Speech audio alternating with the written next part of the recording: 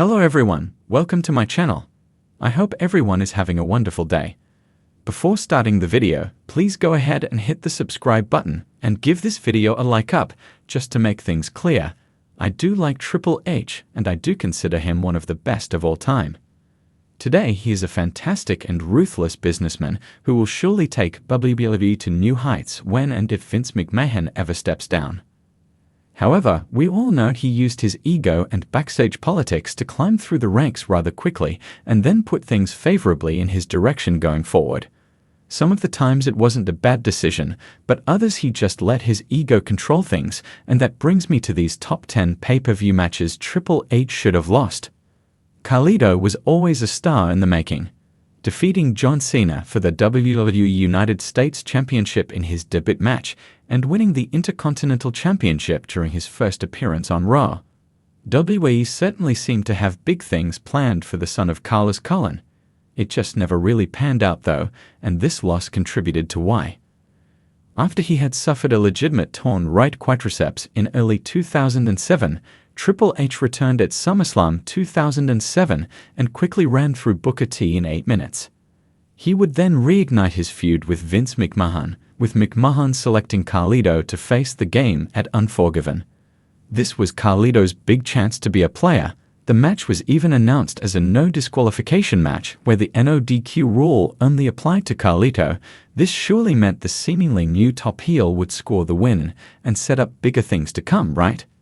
Not really. The match was okay overall, but Triple H gave him nothing and pinned him in just under 11 minutes. As far as being a top guy was concerned, Carlito never recovered from this loss. This was possibly the best feud of the year 2000, largely due to how unexpectedly good it was.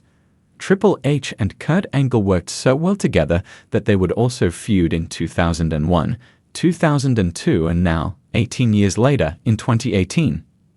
Kurt Angle was WWE's hottest new star after his late 1999 debut, so they needed to be careful about what wins and losses he needed to take.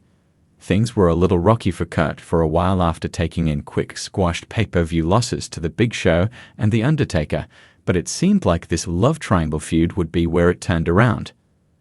The Angle/Triple H/Stephanie romance would provide many entertaining segments between August and October, which would all seemingly lead to a Kurt Angle PPV win, but that didn't happen. Allegedly, the plan was for Stephanie to turn on Triple H at Unforgiven 2000 and help Kurt score the win, but plans changed for whatever reason, and instead, she would cost Kurt the big one, giving him a fourth big loss to a top star on a PPV within the past few months. This would have halted the career of any other star, but fortunately, Kurt would bounce back the following month and lift his first WWE Championship from The Rock at No Mercy. Umaga was one of WWE's hottest rising stars of 2007. After winning all of his one-on-one matches in 2006, mostly squash matches, 2007 was when Umaga was allowed to shine in competitive matches. His status on the card had been up and down all year, from feuding with John Cena for the WWE Championship to the Battle of the Billionaires to Santino Marella. After Carlito was almost squashed by Triple H, Vince McMahon next selected Umaga to battle the Game. He fared off better than Carlito in at least one match, but his losses were even bigger, mainly because Umaga and Triple H would collide on 3 pay-per-views in a row, and Umaga wouldn't take in a single victory. Their first match was a joke. Although a WWE Championship match, Triple H pinned Umaga in less than 7 minutes at No Mercy. Next, in what should have been the Umaga victory, Triple H pinned him in a very exciting street fight at Cyber Sunday. Finally, in a 4-on-5 Survivor Series elimination match, the 4 members of Team Triple H easily beat the 5 members of Team Umaga. WWE officials saw everything in Jeff Hardy during the Hardy Boys run, during their 2002 split and 2006 to 2008 reunion. The WWE Championship was surely in his future, and it was just not exactly yet. This entry comes in as 2 for 1. Following a suspension in early 2008, this was Jeff Hardy's chance of finally climbing back up the ladder. The most popular star on SmackDown and probably all of WWE, Jeff Hardy entered No Mercy on a wave of momentum, which included a pinfall win over The Undertaker a few weeks earlier. Hardy and Triple H had a solid match at No Mercy, but the game would pin him after a pedigree. Hardy would challenge him again a few weeks later at Cyber Sunday, this time receiving almost all votes in a poll to challenge him, but would again go down to the pedigree. Due to his popularity, WWE should have given Hardy a win at least once, as he would eventually win the championship at Armageddon that December for an uneventful 4-week reign. He could have really used those extra 2 months as champion. CM Punk literally brought many fans back into the WWE product in 2011 thanks to his stirring shoot promo on the company on Raw that June. In what was dubbed the Summer of Punk, he gave a dozen eyebrow-raising work shoots in the following 2 months and would defeat John Cena for the WWE Championship in an excellent match at Money in the Bank and a then fine rematch at SummerSlam. Things slowed down then. He dumped the WWE Championship to Alberto Del Rio and entered a feud with Kevin Nash and Triple H. The May feud with Nash was thankfully quietly ended and Punk battled Triple H in place. After at least one unscripted shoot where Punk easily got the better of Triple H, the game was ready to stop what was left of Punk's momentum train. Although the match between them at Night of Champions was a thrilling one, Triple H's win was not needed. Thankfully, Punk bounced back 2 months later to win the WWE Championship that he would hold for over a year. Punk and Triple H would never face off again, but were planned for a match at WrestleMania 30 just before Punk quit WWE. Could he have defeated Triple H? Just maybe. Randy Orton was WWE's hand-picked face of the company as early as 2003.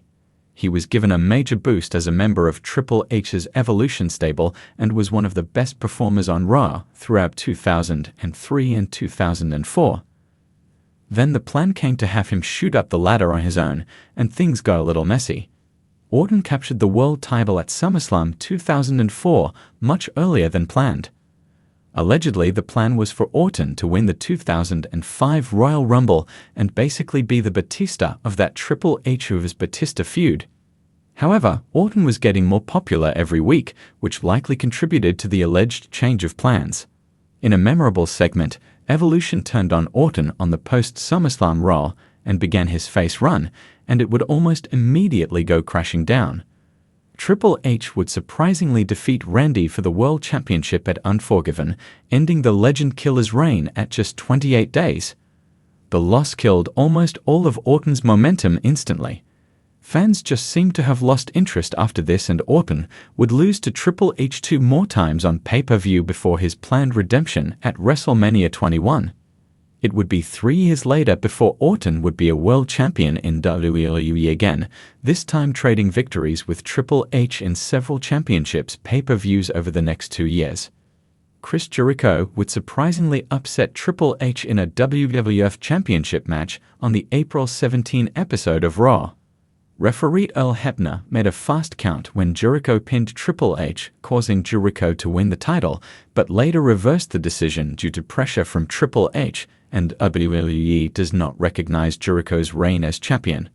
The feud ended just after, but helped Jericho maintain a good position on TV. The two would have an official feud in July, which resulted in a last man standing match at Fully Loaded. This was easily one of the best matches of the year, and Jericho looked like a star. However, Triple H would pick up the win, despite Jericho being planned to originally, and Jericho would then shift down the card back to Intercontinental Championship pursuit for another year. Jericho gave one of the best performances of his career here, defiantly the best up until that point, so it is a shame Triple H didn't see anything more in him at the time. Think of the popularity that Daniel Bryan had in late 2013. Rob Van Dam was actually in a similar situation in 2001, only it is not as well remembered, as this was when the like of The Rock and Stone Cold Steve Austin were full-time, so popularity like Van Dam's could easily have been set aside, which it was. RVD was so popular that he actually entered WWE as a heel, but was so popular, he even ended up winning the PWA award for Most Popular Superstar of the Year. RVD was climbing the ladder for most of 2002. Having several Intercontinental Championship reigns during the year, he picked up big victories over the like of Eddie Guerrero and Brock Lesnar. RVD would pin Triple H in a tag team match on Raw, leading to him winning a #1 Contenders match the following week. For those 2 weeks, Van Dam was presented as a legit challenger but went down shortly after. On the go-home edition of Raw for Unforgiven, Triple H cost Rob the Intercontinental title and gave him a post-match beating. This made it seem like Rob would be coming out on top the following Sunday, but instead, Ric Flair's swerve turned on him, costing him the match and title. The match itself was decent, but it came off like Triple H wasn't giving RVD much effort. It happened. It finally happened. After 13 years of the closing of WCW, the icon Sting finally joined WWE. We would finally get to see the dream match of he and The Undertaker, and possibly more. Well, actually no. Instead, Sting debuted costing Team Authority at Survivor Series 2014, obviously leading to a match between he and Triple H. We didn't really know where this would lead to after WrestleMania, but the popular opinion was Sting would defeat Triple H in what was to be his first ever WWE match, and then stick around for a while, possibly in a different role. Instead, the night of WrestleMania 31, the feud took more of WWE versus WCW tone when DX and the NWO got involved, and as awesome of a moment as that was, it soon became clear that Sting was no longer the favorite. Triple H pinned him, and that was that. In what Sting thought might have been his only WWE match, he lost to Triple H to feed his ego. I don't think Triple H thinks very highly of Booker T. After 1 year of the mid-card, former 5-time WCW champion Booker T was finally getting the big push.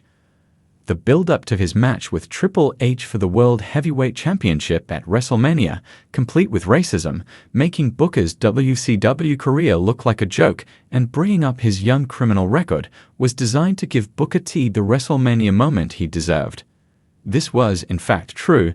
Booker T was planned to beat Triple H for the world title, but the game had different plans. Just like with Rob Van Dam at Unforgiven 2002, WWE was ready to pull the trigger with one of the most popular stars in the company, but same as Rob, Triple H didn't see that in Booker T, so he pulled his creative control card. The match itself was decent, but its ending was designed to make Triple H look like the best in all of WWE. Where it took The Rock 3 rock bottoms to defeat Steve Austin, Brock Lesnar 3 F5s to defeat Kurt Angle, and Hulk Hogan 3 atomic leg drops to pin Vince McMahon, Triple H hot Booker T with 1 pedigree, then laid in the ring for a full 19 seconds before pinning him. Booker T wouldn't see the main event scene again until late 2004 and wouldn't be a world champion in WWE until 2006. The next time Triple H faced Booker T on pay-per-view was when he returned from his torn right quadriceps at SummerSlam 2007. Triple H squashed him in 8 minutes. The game gave him nothing to work with.